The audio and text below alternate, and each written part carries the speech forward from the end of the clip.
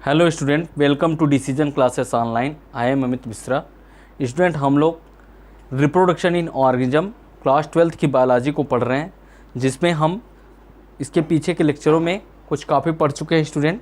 और asexual reproduction की हम पिछले लेक्चर में डीपली स्टडी कर रहे थे, जिसमें हमने बताया कि एसेक्सुअल रिप्रोडक्शन में जो एक ही पेरेंट होते हैं वो इन्वॉल्व होते हैं और इनमें गैमेट का फॉर्मेशन नहीं होता, अर्थात इनमें जो ऑफ स्प्रिंग बनती है वो अपने पेरेंट के एकदम एग्जिट कॉपी होती है।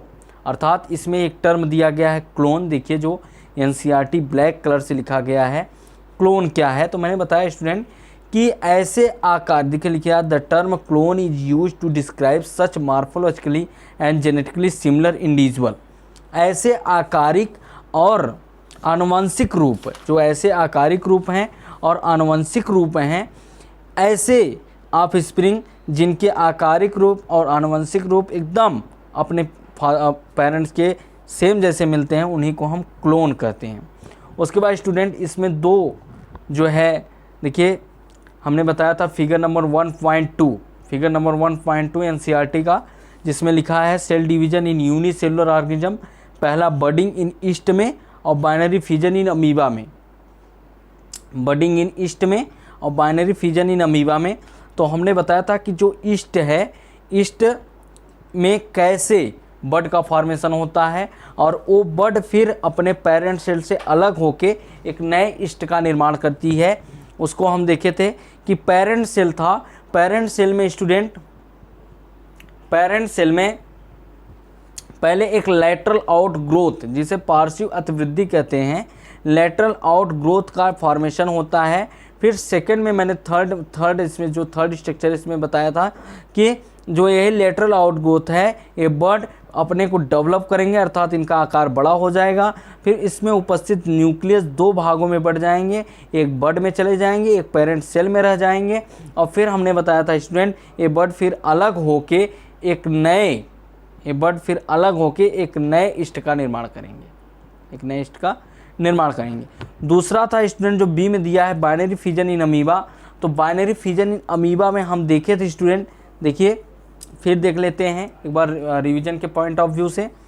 तो हम बताए थे आपको कि जो न्यूक्लियस होता है अमीबा में, रेड कलर का शो हो रहा है, न्यूक्लियस जो है अमीबा में, ये क्या करते हैं स्टूडेंट, ये न्यूक्लियस डिवाइड हो जाते हैं डबल न्यूक्लियस में और उसके बाद 2 डॉटर सेल का निर्माण करते हैं। अर्थात ये अमीबा यूनिसेलुलर ऑर्गेनिज्म है और इसमें हमें डेथ देखने को नहीं मिलती, क्योंकि जो इनकी पेरेंट सेल हैं ये डिवाइड होकर 2 सेल में बढ़ जाती है। अर्थात इनमें बाइनरी फिजन मतलब होता है स्टूडेंट 2 हिस्सों में बढ़ जाना।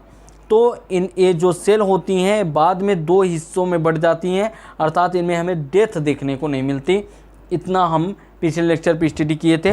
इसके आगे का हम बताए थे स्टूडेंट एसेक्सुअल रिप्रोडक्शन में जो ये बाइनरी फिजन इन अमीबा और बर्ड इन ईस्ट में हम जो देखे थे, उसके आगे फिर जब हम चलेंगे स्टूडेंट तो देखिए बड़ी अच्छी पॉइंट लिखी गई है एनसीईआरटी में कि असेक्सुअल रिप्रोडक्शन। देखिए हम यहाँ से देखते हैं असेक्सुअल रिप्रोडक्शन के हम डीपली स्टडी कर रहे थे, इसलिए असेक्सुअल रिप्रोडक्शन पे ही बात करेंगे।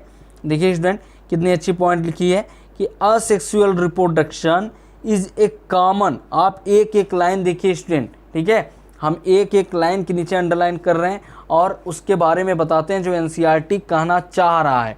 ठीक है स्टूडेंट, उसको समझिए आप, जिसके लिए आपको बेनिफिट हो सके नीट के एग्ज़ाम में।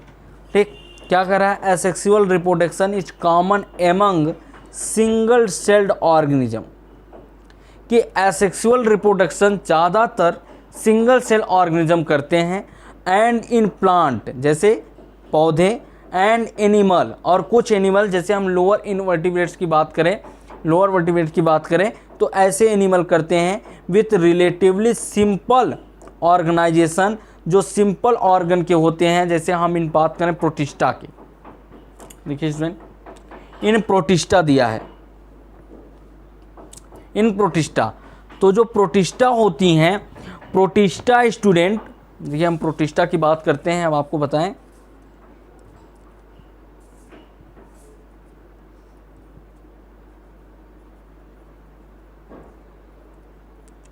जो प्रोटिस्टा है स्टूडेंट, प्रोटिस्टा यूनिसेल्ड यूकैरियोट होते हैं, यूनिसेल्ड यूकैरियोट होते हैं प्रोटिस्टा, अर्थात ऐसे ऑर्गेनिज्म जो यूनिसेल तो होते हैं, सिंगल सेल होते हैं और यूकैरियोटिक होते हैं, उनको एक ग्रुप में रखा गया और उसका नाम रखा गया प्रोटिस्टा। यूकैरियोट्स होते हैं, यूनिसेल्ड यूकैरियोट्स, वो प्रोटिस्टा होते हैं। फिर देखिए स्टूडेंट, हम देखते हैं फिर एनसीईआरटी क्या कह रही है कि in Protista and Monera, in Protista and Monera, तो सारे बैक्टीरिया, जिसमें सारे बैक्टीरिया अर्थात यूनिसेल्ड प्रोकैरियोट, जिसमें सारे बैक्टीरिया इन्वॉल्व होते हैं, उनको एक अलग से किंगडम बनाया गया और उसका नाम रखा गया मोनेरा। मोनेरा देखिए, हम देखते हैं स्टूडेंट, मोनेरा, मोनेरा जिसमें प्रोकैरियोट यूनिसेल्ड ऑर्गेनिज्म होते हैं ये, और सारे बैक्टीरिया इन्हीं मोनेरा में रखे गए हैं। ठीक है स्टूडेंट, तो देखें हम प्रोटिस्टा जो कि यूनिसेल्ड यूकैरियोट्स होता है और मोनेरा प्रोकैरियोटिक यूनिसेल्ड होता है, जिसमें सारे बैक्टीरिया मोनेरा में रखे गए हैं। तो एनसीईआरटी की लाइन क्या कहती है स्टूडेंट, देखिए देखते हैं कि asexual reproduction is common among single cell organism, जो कॉमन एमंग ज़्यादातर सिंगल सेल ऑर्गेनिज्म मतलब यूनिसेलुलर ऑर्गेनिज्म एसेक्सुअल रिप्रोडक्शन करते हैं।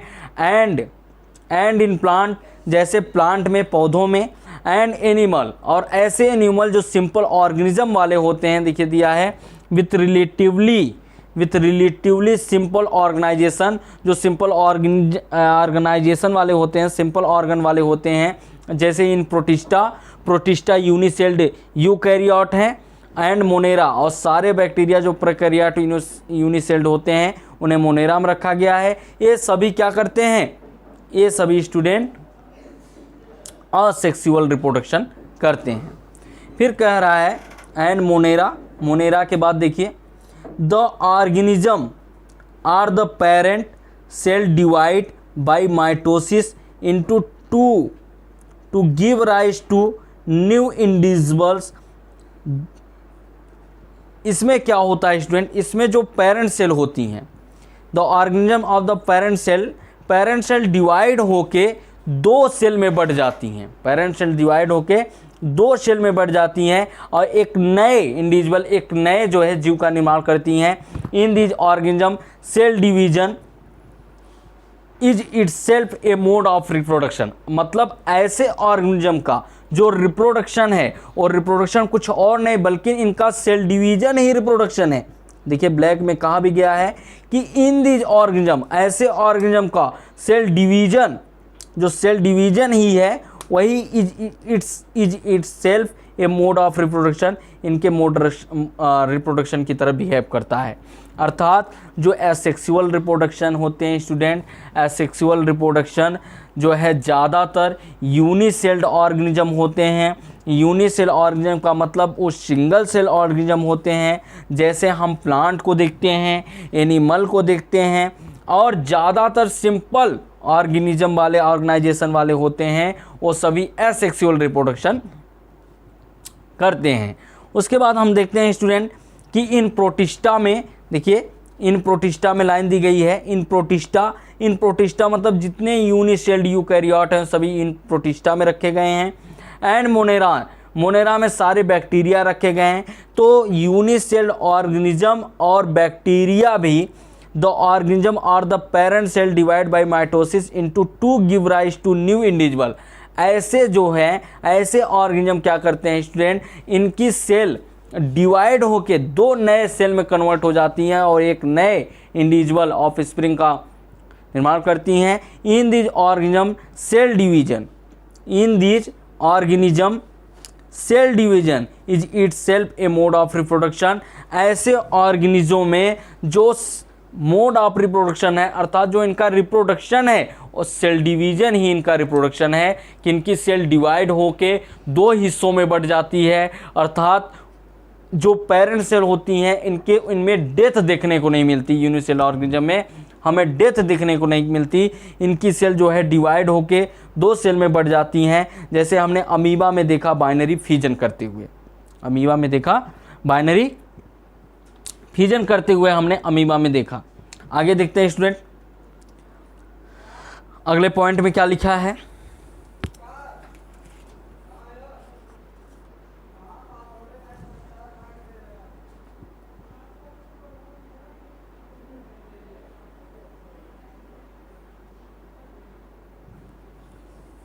देखते हैं स्टूडेंट,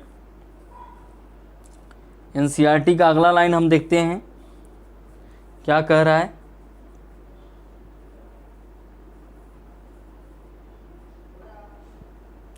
इसमें लिखा है student, many single celled organism reproduce by binary fission. Many single cell, ज़्यादातर जो सिंगल सेल ऑर्गेनिज्म होते हैं वो बाइनरी फिजन को रिप्रोड्यूस करते हैं, वो बाइनरी फिजन को रिप्रोड्यूस करते हैं। और बाइनरी फिजन हमने किस में देखा था स्टूडेंट?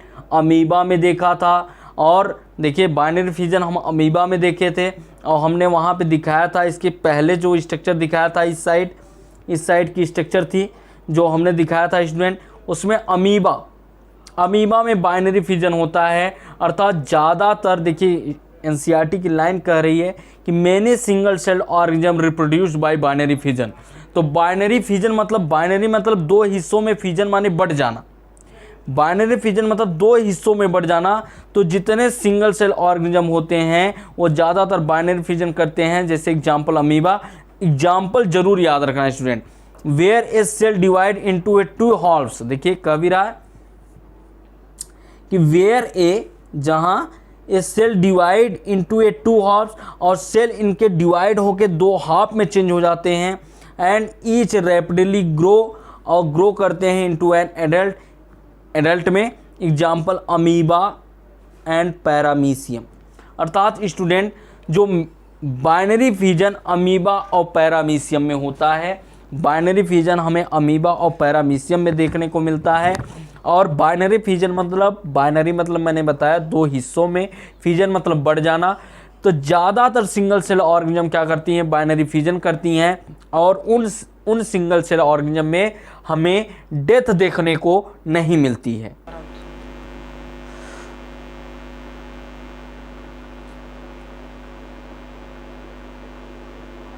देखते हैं स्टूडेंट कि जो अमीबा और पैरामीशियम है इसमें बाइनरी फिजन होता है। फिर आगे हम देखते हैं एनसीईआरटी की लाइन क्या कर रही है कि in yeast the division is unequal and small bud. In yeast में जो डिवीजन होता है वो किसके द्वारा होता है? एक स्मॉल बर्ड के द्वारा होता है। Are produced that remain attached initially to parent cell, जो कि अंदर से पेरेंट सेल से अटैच होती हैं, which eventually get separated and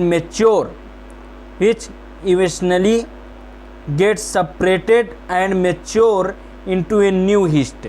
east की हम बात करें स्टूडेंट, तो ईस्ट में हम आपको बताए थे कि ईस्ट में जो बड फॉर्मेशन होता है, बड ही जो है वो नए ईस्ट का निर्माण करती हैं। और उसमें जो है हम दिखाए थे इसके पहले वाले, देखिए फिर से देख लेते हैं स्टूडेंट। यही है ईस्ट में ये पेरेंट सेल हैं, ये पेरेंट सेल हैं। पेरेंट सेल क्या कर रही हैं? पेरेंट सेल में 2 न्यूक्लियस है, पेरेंट सेल में 2 न्यूक्लियस हैं। और मतलब 2 न्यूक्लियस नहीं है, सॉरी स्टूडेंट, पेरेंट सेल है जिसमें आपको न्यूक्लियस दिख रहे। पहले पेरेंट सेल में क्या होता है? लेटरल आउटग्रोथ होता है, पार्श्व अतिवृद्धि होती है। और ए लेटरल आउटग्रोथ फिर डेवलप करते अपना साइज बढ़ा लेते हैं, ठीक। फिर इसमें जो न्यूक्लियस होता है वो डिवाइड हो जाता है 2 में, फिर एक बड में चला जाता है, एक पेरेंट सेल में रह जाता है। फिर यही बड जो है अलग हो जाते हैं और नए ईस्ट का निर्माण करते हैं। और बाइनरी फिजन हम अमीबा में देखे थे कि अमीबा, देखिए अमीबा मेनी सेल्ड जो लिखा है, many sailed single celled binary fission करते हैं। तो अमीबा में न्यूक्लियस दिख रहा है, न्यूक्लियस डिवाइड होकर 2 न्यूक्लियस में, और फिर ये 2 न्यूक्लियस जो है 2 डॉटर सेल में डिवाइड हो जाते हैं, अर्थात इसमें सिंगल सेल ऑर्गेनिज्म में हमें डेथ देखने को नहीं मिलती है। फिर आगे देखते हैं स्टूडेंट कि जो इसमें एग्जाम्पल दे रहा है कि many single cell organism produced reproductive by binary fission where a cell divide into a two halves and each rapidly grow into an adult, example amoeba paramecium. इन ईस्ट में देखते हैं द डिवीजन, इन ईस्ट में हमने समझा दिया आपको structure दिखा के, in yeast the division is unequal and small bud are produced that remain attached initially to the parent cell which eventually gets separated and mature into a new yeast organism cell under unfavorable condition, the amoeba town। ठीक है student, तो इसमें जो है east में जो होता है और नए सेल ऑर्गेनाइज्ड होते हैं, नए सेल बनते हैं, ठीक है, बड के द्वारा। और बडिंग ईस्ट में देखते हैं हम, और बाइनरी फिजन अमीबा और पैरामीशियम में देखते हैं स्टूडेंट। इसके आगे जो है हम देखेंगे कि कुछ दिए गए हैं आपको स्ट्रक्चर दिख रहे हैं। तो ये जो है members of the kingdom fungi के दिख रहे हैं। जो पहला है देखिए लिखा है एसेक्सुअल रिप्रोडक्शन प्लस जू स्पोर्स इन क्लेमाइडोमोनास में। दूसरा जो है ये देखिए हम देखते हैं रिप्रोडक्टिव स्ट्रक्चर दिख रहा है जू स्पोर्स ऑफ क्लेमाइडोमोनास में, जू स्पोर्स ऑफ क्लेमाइडोमोनास में दिख रहा है। और जो है कोनिडिया ऑफ पेनिसिलियम में दिख रहा है, पेनिसिलियम में इसमें कोनिडिया फॉर्मेशन कैसे होता है, जू स्पोर क्लेमाइडोमोनास में कैसे होता है, बर्ड्स इन हाइड्रा में बर्ड कैसे दिखते हैं होते हैं, और जेम्यूल इन स्पंज को हम पोरीफेरा भी कहते हैं। जेम्यूल इन स्पंज में जेम्यूल का फॉर्मेशन कैसे होता है इसको हम देखेंगे स्टूडेंट। अभी आप लोग जो है इम्पॉर्टेंट जो है इसमें एग्जाम्पल कि बाइनरी फिजन अमीबा और पैरामीशियम में होता है और बडिंग ईस्ट में होता है, इसको आपको मालूम रहना चाहिए स्टूडेंट, याद रहना चाहिए। फिर आगे जो है असेक्सुअल रिप्रोडक्शन इन हम जू स्पोर क्लेमाइडोमोनास में, कोनिडिया का फॉर्मेशन पेनिसिलियम में, और बड का फॉर्मेशन हाइड्रा में, और जम्यूल का फॉर्मेशन स्पंज में हम देखेंगे स्टूडेंट आगे के लेक्चर में। थैंक यू स्टूडेंट, लगे रहिए इन सीक्वेंस से लेक्चर को देखते रहिए। एक एक लाइन हम जो है स्टूडेंट एनसीईआरटी की देखेंगे और ये देखेंगे कि वो लाइन क्या कह रही है और हमें कितना ज़्यादा नॉलेज मिल रहा है एनसीईआरटी के ही लाइनों से। और आप जानते ही हैं कि नीट के एग्ज़ाम में एक एक लाइन से क्वेश्चन बनते हैं, अर्थात एकदम एनसीईआरटी की लाइन से क्वेश्चन। जो स्ट्रक्चर दिख रहे हैं आपका, ए पेनिसिलियम ऐसे स्ट्रक्चर दे देगा और यहाँ पे बोल देगा कि यहाँ पे क्या किसका फॉर्मेशन होगा, कोनिडिया का फॉर्मेशन होगा। तो 21 प्रकार के हैं, जैसे यहाँ कोनिडियो 4 भी कहते हैं इसको, या कोनिडिया 4 कहते हैं। कुछ जो होते हैं और स्पोरेंजियो 4 एक जो स्पोर के प्रकार का स्पोरेंजियो 4 होता है, उसके अंदर जो स्पोर पाए जाते हैं उसे स्पोरेंजियो 4 कहते हैं। और जिस पे ये लगे होते हैं उसे हाइफी कहते हैं। ठीक है स्टूडेंट, और इनको हाइफी कहते हैं फंजाई जिस पे, और जिस हाइफी पे ये लगे होते हैं उसी को कोनिडिया कहते हैं। ठीक, मतलब बिना हाइफी के जो लगे होते हैं उसी को कोनिडिया कहते हैं। तो ये स्टूडेंट इसको हम देखेंगे, ये आपको डायरेक्ट एग्जाम में ऐसे पूछ लिए जाते हैं। अगले लेक्चर में, इसके आगे वाले लेक्चर में हम इसको बताएंगे एक एक को कि कैसे इसमें कोनिडिया का फॉर्मेशन हो रहा है, क्लेमाइडोमोनास में जू स्पोर का, और हाइड्रा में बड का, और स्पंज मतलब पोरीफेरा में जेम्यूल का फॉर्मेशन कैसे हो रहा है हम देखेंगे। लेकिन तब तक आप लगे रहिए स्टूडेंट, एकदम कॉन्टिन्यूसली इन सीक्वेंस से लेक्चर को फॉलो करिए और तभी समझ में आएगा, क्योंकि आगे का लेक्चर पिछले वाले लेक्चर पे डिपेंड करता है। Okay student, thank you.